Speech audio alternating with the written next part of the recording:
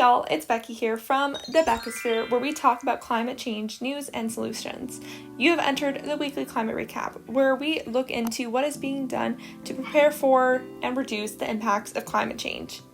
Notice that I did not say to adapt and mitigate, because that is climate change jargon. We'll get more into that at the end of the video. 1 week later.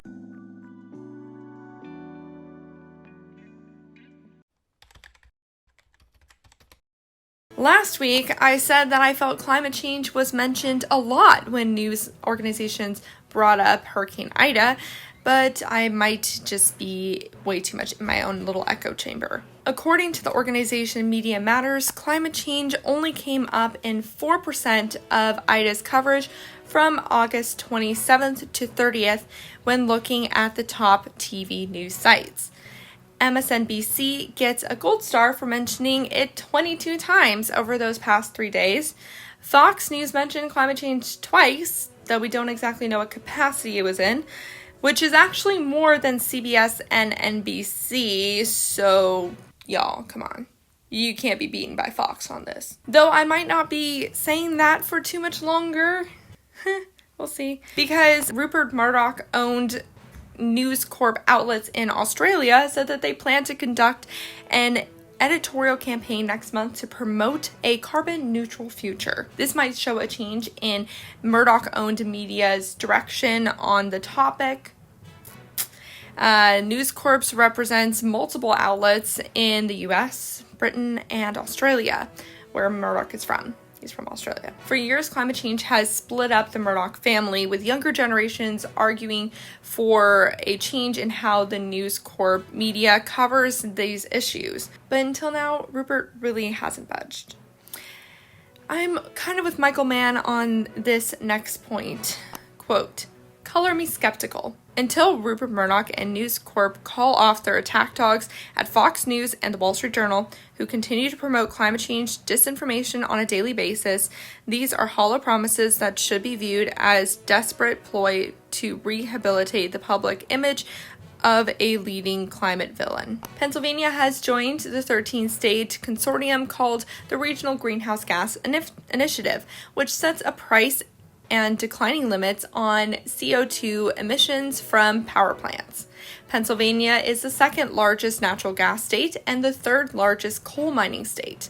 Needless to say, this was not politically easy for them to get through, and they ended up getting through it via regulation. Fossil fuel companies will have to pay, hypothetically, millions of dollars worth of credits if it fully works. And the energy sector for Pennsylvania represents 34% of its emissions. The state's administration hopes it will come into effect in the beginning of next year. Jordan's water crisis, spurred from climate change, population growth, corruption, and deteriorating infrastructure, has worsened dramatically this year. While the whole Middle East has been in a drought, Jordan is faring far worse than its neighboring nations. This year, Jordan's rainfall did not exceed 60% of its average. Meanwhile, its population has nearly doubled in the past 20 years, mainly because of so many refugees coming in from Syria. 60% of Jordan's supply goes to agriculture, and nearly half of its pump supply gets lost through leaks and theft. The country is considering a desalination plant, but experts say it would have to be a huge one to cover that growing demand. Global warming might be making lightning more frequent, resulting in more lightning fatalities and wildfires. Only a few organizations have looked at the correlation between lightning and climate change, one being the Lightning Resilient India campaign. Quote, "Because of climate change and localized heating of the Earth's surface and more moisture, there is a sudden surge of huge lightning. Greece started a climate crisis ministry after the wildfires it experienced this summer. Their job will be heading firefighting, disaster relief, and policies to adapt to rising temperatures." New Zealand finished its hottest winter on record. Yeah, remember, they have winter. At an average temperature of 50 degrees Fahrenheit. That's estimated to represent what 1.3 degrees Celsius of global warming will feel like there. This was also the hottest summer in the Mediterranean history, and I think overall in world history too. Nearly 1 in 3 Americans experienced a climate disaster over these last 3 months, according to the Washington Post, after reviewing federal disaster declarations. At least 388 people have died from hurricanes, floods, wildfires, and heat waves this summer. The polar vortex that froze over so many parts of the U.S. last year has officially been attributed to climate change. Yeah, remember that event? Like Texas froze and then blamed their energy sector not working on wind turbines freezing, even though their energy sector is mostly made of fossil fuels? Yeah, that one. Yeah, that freeze came from the Arctic melting twice as fast as the rest of the world, and you can read more about it in the study by clicking the link in the source section below. Editors from almost 230 medical journals said they consider climate change the biggest threat to public health, and it can't wait to be addressed until after COVID is done. Quote, "The greatest threat to global public health is the continued failure of world leaders to keep the global temperature rise below 1.5 degrees Celsius and to restore nature." Many editorial papers have reported that heat-related deaths among people over the age of 65 has increased by half over the last 20 years.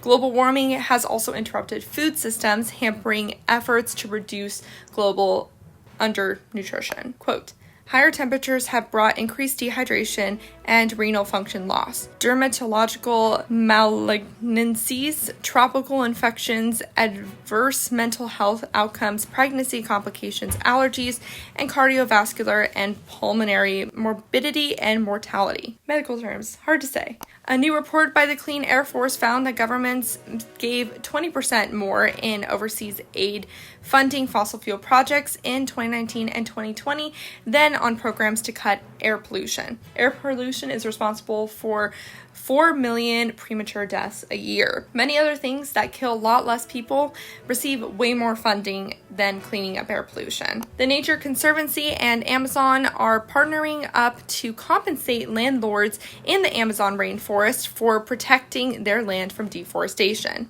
They're starting with providing a sustainable income to local farmers in the Brazilian Amazonian state of Pará. Their goal is to remove up to 1 million metric tons of CO2 emissions through 2050. And this sounds great. My only qualm is that I'm worried that Amazon will then put this amount into their calculations to carbon offset themselves so that they don't have to change as much about their business structure in order to drop emissions. Because this plan is part of the Amazon's climate pledge, which I did a video on a little while ago, and you can check it out in the show notes. But saving the Amazon, of course, is essential to fixing the climate crisis. Last week, a study was published in Nature found that up to 47 million acres of Amazonian rainforest have been damaged by wildfires since 2001. And this doesn't count for all the deforestation. Since 1960s, about 20% of the Amazon forest cover has been lost to deforestation and fires. The study projects that between 21 and 40% of the Amazonian rainforest could be lost by 2050, converting the region into a savanna and net carbon emitter instead of one of the biggest global carbon sinks right now. So it ends up giving more carbon out than it takes in. A new climate tech venture capital fund popped up this week. Called Earthshot Ventures, it's backed by Microsoft, billionaire climate activist Tom Steyer, the Emerson Collective, McKinley Alaska Private Investment, Kleiner Perkins Chairman John Doerr, Hawaii State Pension Fund, and Facebook exec Chris Cox. It spun out of the Hawaii-based Elemental Accelerator, a nonprofit climate tech finance organization, with the help of the startup accelerator Launch Alaska. So needless to say, it's probably got some pretty good backing because that was a lot of names. And hopefully it will help spur more innovation. Steyer has been busy. He also created a new investment platform called Galvanize Climate Solutions with Haiti Hall, the founder of Hall Capital Partners. The platform will finance companies that can produce and scale emissions-cutting technology. Quote, Galvanize expects to have seed venture growth, private equity, and project-oriented capabilities to support companies from inception through development hurdles and to commercialization. The platform calls itself Movement Capitalism and requires the fund and founders pledging to steer over 25% of the profits to, quote, climate and climate justice organizations. Investors include Salesforce CEO Mark Benioff, Time Ventures, and the Emerson Collective, which came up again. Many fossil fuel companies are beginning to work with third parties to keep track of their emissions. Exxon made a new agreement with the nonprofit MiQ to grade their methane emissions from their portion of the Permian Basin. Chevron has a new memorandum of understanding with Delta Airlines and Google to track emissions from a test batch of sustainable aviation fuel. Serbia's Ministry of Mining and Energy started a program where they will pay for half of the cost of putting solar panels on homes and municipality buildings, and the homeowners and municipalities will then pay for the other half. This is soon after another subsidy plan which encourages homeowners to invest in energy efficiency upgrades like double-paned windows, insulation, and cleaner heating systems. The renewable storage company Energy Vault was just valued at $1.6 billion by NYSE after announcing they're merging with Novus Capital Corporation 2. Energy Vault is working on a grid-scale gravity storage technology. You can read more about it in the link in the source section below. An updated meta-analysis by the energy research firm Energy Innovation concludes that hitting 80% carbon-free power in the US by 2030 can be done with very modest price effects. Several studies they found saw annual net job increases in the 500,000 to 1 million range, which is quite a lot.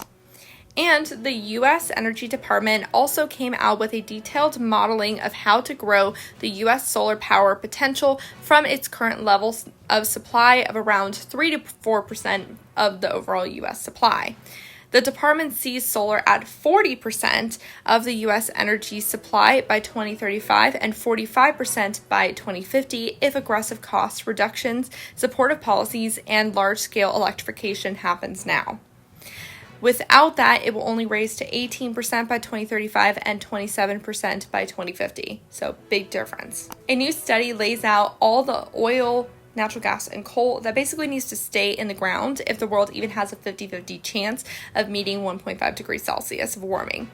Basically 60% of remaining oil and natural gas reserves and nearly 90% of all remaining coal reserves will need to remain untouched. The world's largest carbon capture machine located in Iceland was just turned on.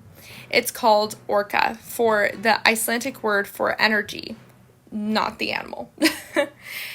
It was constructed by Switzerland's Climeworks and Iceland's Carbfix and can potentially suck in up to 4,000 tons of CO2 out of the air every year. And that's about equivalent to 870 cars. It will then mix the CO2 with water and inject it into a basalt rock 1,000 meters down where it will mineralize. In another form of carbon capturing, maybe a little cheaper, British millionaire Julia Davies has been helping wildlife groups buy up farmland to convert it into wilderness. Her goal is to tackle Britain's biodiversity crisis, and you can read more about her story in the source section below. Friends of the Earth and European political foundation Henrik Boll Stiftung created Meat Atlas, compiling emissions records for livestock companies. They found that 20 meat and dairy firms emit more greenhouse gas than Germany, Britain, or France, representing about 14.5% of global emissions. New York Governor Kathy Hochul legally set the goal for all passenger and light-duty trucks sold in the state to be zero emissions by 2035, and heavy-duty trucks to be by 2045 if possible. This joins California in phasing out fossil fuel cars, and go new governor. Woo! And finally, I want to give you a little bit of room for thought. So the Grist article looks at different studies that talk about climate change jargon, and since then I've also found an NPR piece and a study in the same vein. Basically, a lot of people just don't seem to understand words that we use when we're talking about climate change, and that includes words such as mitigation, carbon neutral, or sustainable development. And I guess, there's kind of two parts to the solution. One is that we need to educate the public more on these terms, but mostly that scientists need to stop using terms that are just going to be confusing, especially at this point. We just need to get the point out regardless of how exact we are, I guess. And also, we need to stop companies from turning these terms into meaningless buzzwords, because that's also confusing for the public. And for a little piece of hope, it seems that a lot of Gen Zers are flocking into climate-related jobs. So there's an article from The Guardian that will be in the resource section below to read more about that. And that is the news from September 2nd to 9th. We did it.